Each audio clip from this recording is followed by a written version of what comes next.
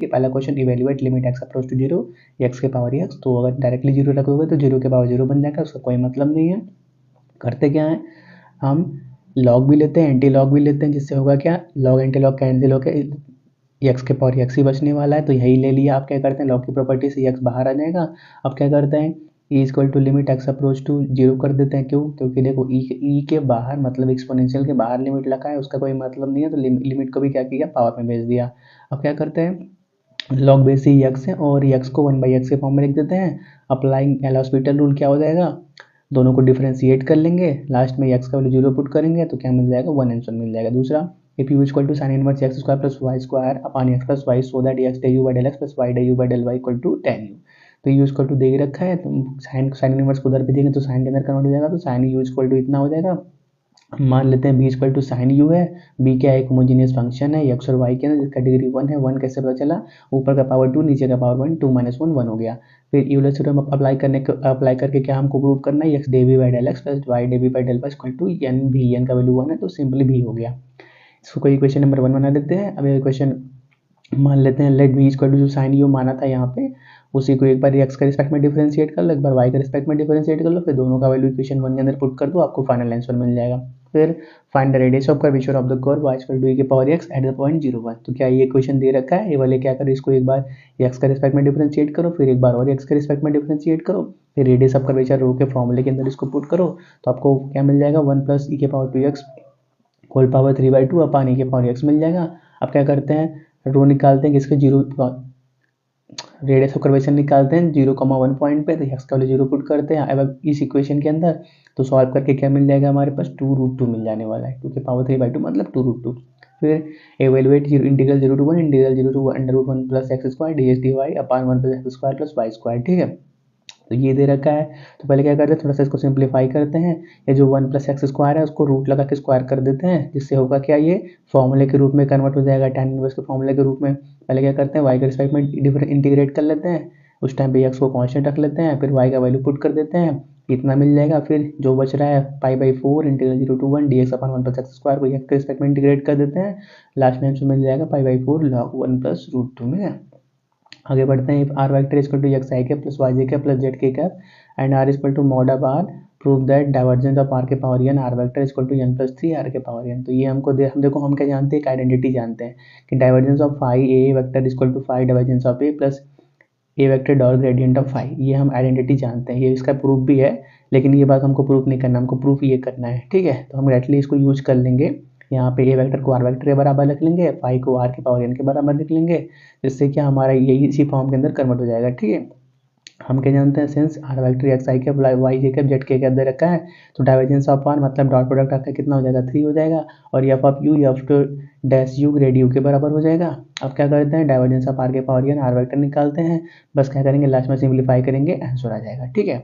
Section B की तरफ बढ़ते हैं, साथ में से कोई भी 4 करने थे, हर क्वेश्चन 9 मार्क्स के थे। तो define convergence sequence, prove that every convergence sequence is bounded, तो कोई भी सीक्वेंस दे रखा है set to be convergent to a number real if for any given epsilon greater than 0 there exist a positive integer m such that mod of s minus n less than epsilon for all n greater than equal to m, the number real is called limit of the sequence as n, and we write limit n goes to infinity sn is equal to n और limit sn is equal to n, ठीक है।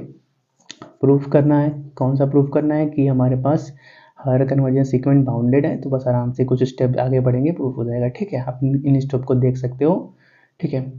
Define continuous and differential function, that's the differentiability of the following function at origin.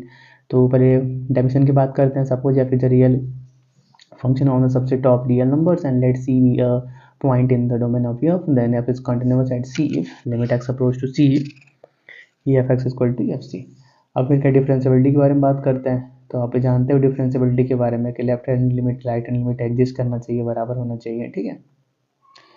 फिर क्या, state and prove Lagrange mean value theorem, तो पहले उसका statement देख लो, थोड़ा सा स्पेस छूट गया था, ध्यान नहीं पड़ा, ठीक है। ये पे function f x is continuous in close interval a b, differentiable in open interval a b, that is f greater than a less than b, then यहाँ पे देन रहेगा, there exist at least one value c of x lying in open interval a b such that b minus f upon b minus a equal to f dash c। ये हो गया statement, अब इसी का हम prove कर सकते हैं यहाँ पे, ठीक है। प्रूफ करने में कुछ है नहीं, बस पहले कंसिडर करना है एक फंक्शन, उसी के अंदर ये 3 प्रॉपर्टीज अप्लाई करके लास्ट में प्रूफ हो जाएगा। ठीक है, it is usually known as first mean value theorem of differential calculus. ठीक है, यूलर थ्योरम को बोला जाता है। तो अगला question, find all the asymptotes of the curve. ये कर्व का एसिम्पटोट निकालना है। तो देखो यहाँ पे x cube highest degree x का 3 है, उसका कोफिशिएंट 2 है, और वाई क्यूब को उसका कोफिशिएंट 1 है, मतलब पैरेलल एसिम्पटोट्स नहीं मिलने वाले, तो ऑब्लिक एसिम्पटोट्स मिलेंगे। तो उसके लिए बस क्या करो, फाई 3m का वैल्यू निकालो, फाई 3m को 0 के बराबर रखो, यहाँ से हमको m का अगर m इक्वल टू 1 रखते हैं तो वो इक्वेशन को सेटिस्फाई कर रहा है, तो m माइनस 1 क्या हो गया, एक फैक्टर हो गया। तो बाकी फैक्टर निकालने के लिए m माइनस 1 से इसको डिवाइड कर देंगे और लास्ट में सिंप्लीफाई करेंगे, तो m का वैल्यू 2 1 मिल जाएगा, और m का वैल्यू 1 वहाँ से मिला था, तो m की 3 वैल्यू मिल गए, c का वैल्यू माइनस 5 2m अपन 5 3m। आराम से बस मैं हर m के लिए हर m के लिए c का वैल्यू निकालते जाओ, आपको अलग अलग इक्वेशन मिल जाएंगे, क्योंकि हाईएस्ट डिग्री 3 था तो हमको 3 एसिम्पटोट्स मिल गए। ठीक है, आगे बढ़ते हैं। If a function f is bounded at integrable on closed interval ab, then there exists a function f such that f dash x is equal to fx for all x belongs to ab, so that integral a to b fx dx equal to fb minus f। ठीक है, चलो इसको Riemann integration से solve करेंगे। तो ये हमको function दे रखा है, हम क्या जानते हैं, ये देखो एक आइडेंटिटी होती है। ठीक है, let f x equal to integral a to x f t d t अगर है तो उस टाइम पे f dash x f x के बराबर होता है। लैग्रेंज वाला चैप्टर ओपन करोगे ना, तो ये जो हमको प्रूव करना है, ये वाली आइडेंटिटी और ये जो ऊपर लिखा हुआ है सॉल्यूशन के अंदर पहला लाइन, ये वाली आइडेंटिटी दोनों आसपास ही आपको मिलेंगे। ठीक है, अगर कोई integral a to x f t d t defined है उस टाइम पे f dash x f x के बराबर होता है। ठीक है, इसको हमको प्रूफ नहीं करना, हम इसका यूज करेंगे। ठीक है, हम क्या करेंगे, by hypothesis five dash x equal to f x मान लेंगे। फिर क्या इक्वेशन 1 2 से क्या मिल जाएगा हमको, f dash x equal to five dash x. हम बस क्या करो, सिंप्लीफाई करते जाएंगे, thus f x equal to 5x plus c. Now f b minus f a का वैल्यू ये मिल जाने वाला है 5b माइनस 5a। फिर क्या, एफ ए का वैल्यू 0 हो जाएगा, क्योंकि दोनों जगह लिमिट सेम है। अगर लिमिट सेम होता है तो इंटीग्रेशन का वैल्यू 0 हो जाता है। एफ बी का value a to b f t d t हो जाएगा। ये दोनों वैल्यू क्या करेंगे, इक्वेशन 3 के अंदर पुट करेंगे, तो क्या मिल जाएगा, integral a to b f t d t equal to 5b minus 5a। और हम क्या जानते हैं, अगर इंटीग्रल सेम है तो या फिर टी डी टी को एफ एक्स डी एक्स करने पे कोई फर्क नहीं पड़ने वाला है, तो लास्ट में वही कर देंगे, हैंस प्रूव हो गया। अगला question, test the convergence of the integral 0 to infinity cos x upon 1 plus x square d h. ठीक है, तो इम्प्रॉपर इंटीग्रल का क्वेश्चन है, आई ये मिल गया, एफ एक्स मिल गया, 5x 1 प्लस एक्स स्क्वायर मिल गया। अब क्या करेंगे, मॉड एफ एक्स का वैल्यू निकाल लेते हैं। मॉड एफ एक्स का value less than equal to 1 plus x square हो जाने वाला है। अब क्या करते हैं, 5x के ऊपर चेक कर लेंगे, अगर उसका वैल्यू फिक्स आ गया तो कन्वर्जेंट है, तो डाइवर्जेंट, तो उसका वैल्यू फिक्स आ जाएगा, 5/2 फाइनाइट है, तो क्या हो गया, कन्वर्जेंट हो गया। ठीक है, find the length of curve y equal to log sec x between the points where x equal to 0 and x equal to 5/3। तो y स्क्वायर y का वैल्यू ये दे रखा है, dy बाई डी एक्स का वैल्यू निकाल लेते हैं। अब ds अपन dx का होल स्क्वायर क्या होता है, 1 plus dy by d x whole square के बराबर, तो sec स्क्वायर x मिल जाएगा। अब क्या करते हैं, इंटीग्रेट करते हैं 0 से s1 ds को, क्या हो जाएगा, इंटीग्रल 0 से π/3 sec x dx को इंटीग्रेट करेंगे तो log 2 प्लस √3 आंसर मिल जाएगा। ठीक है, सेक्शन सी की तरफ 4 में से कोई भी 2 करना था, हर क्वेश्चन 2 मार्क्स का। पहला क्वेश्चन क्या, test the convergence of the series, जो सीरीज देखा है इसका कन्वर्जेंस के ऊपर चेक करना था। तो पहले un का वैल्यू निकालो, un प्लस 1 का वैल्यू निकालो, un को un प्लस 1 से डिवाइड कर दो, फिर लिमिट un अपन un प्लस 1 का वैल्यू निकालो, फिर un अपन un प्लस 1 माइनस 1 का वैल्यू निकाल सकते हो, फिर लिमिट अप्लाई करो, लिमिट से भी चेक करो। फिर क्या, therefore Rabel's test also fail when x equal to 1, and so we shall now apply De Morgan's test। तो De Morgan's test से भी चेक कर सकते हो। लास्ट में क्या देखोगे आप कि hence the series summation un is convergent if x less than 1 and divergent if x greater than equal to 0।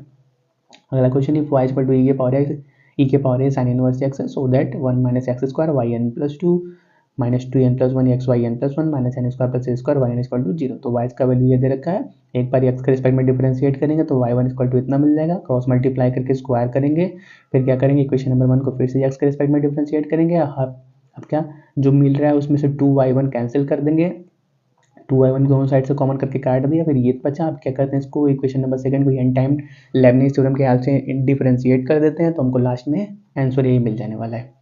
फिर क्या, find the volume of the solid generated by the revolution of the asteroid x के power 2/3 plus y के power 2/3 equal to a के power 2/3 about x axis.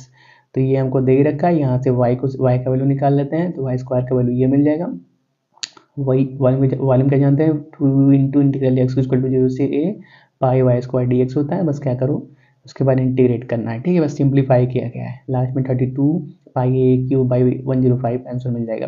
फिर verify Green's theorem in the plane for close interval x square minus x y cube d x plus y square minus 2xy dy where c is the square with words 0 0 2 0 2 2 0 2। तो ये हमको दे रखा है, यहाँ पे M का value ये मिल गया, एन का वैल्यू ये मिल गया, del m by del y का वैल्यू निकाल लेते हैं, del n by del x का वैल्यू निकाल लेते हैं। तो बाई ग्रीन थ्योरम को क्या प्रूव करना है कि integral m d x plus integral n d y equal to double integral del n by del x minus del m by del y d x d y, ठीक है।